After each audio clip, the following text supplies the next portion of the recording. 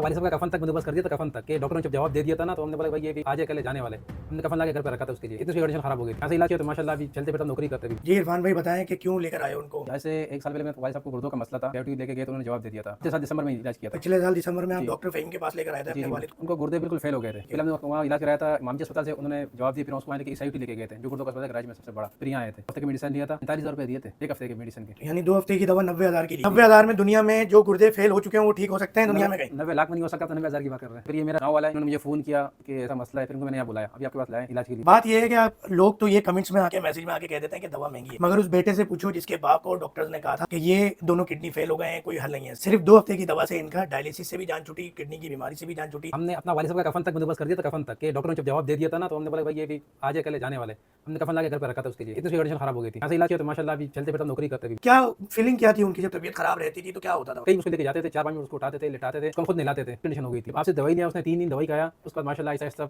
उठते उठते उठते माशाल्लाह बिल्कुल अपने पाँव पे खड़े हो गए। डॉक्टर फहीम या डॉक्टर फहीम की दवा किसी को ठीक कर दे ये कहना भी हराम है। शिफा देने वाली जात, बीमारी देने वाली जात उस रब की है। हम कोशिश करते हैं। तो लोग ये कहते हैं कि दुनिया में शुगर का इलाज नहीं है, इनफर्टिलिटी का इलाज नहीं है, डायलिसिस का इलाज नहीं है, लीवर का इलाज नहीं है, तो उनके लिए ये एक मरीज है कि 2 हफ्ते की दवा से वो बिल्कुल ठीक हो गया। भाई मेरा डॉक्टर साहब से कोई जाती रिश्ता नहीं है, लेकिन मैं पेशेंट हूँ भाई। डॉक्टर साहब बाहर होते हैं, लेकिन मेरा ख्याल परसों शायद आप आए। मैंने फोन किया तो उन्होंने बोला कि आए हुए ना, तो मैंने माशाल्लाह इलाज किया और मुझे शिफा हुआ। जब मैं ये वीडियो आज बना रहा हूँ आपको बता रहा हूँ। भाई को कहाँ से बुलवाया इलाज उसको के लिए? पिशावर से बुलाया, डायलिसिस हो रहा है, अभी हाथ में वो पट्टी लगी, आप देखें। ये भाई भी पिशावर से आए साथ? नहीं, ये यही मेरे पड़ोसी है। आपने इनके वालिद से मुलाकात की है कभी?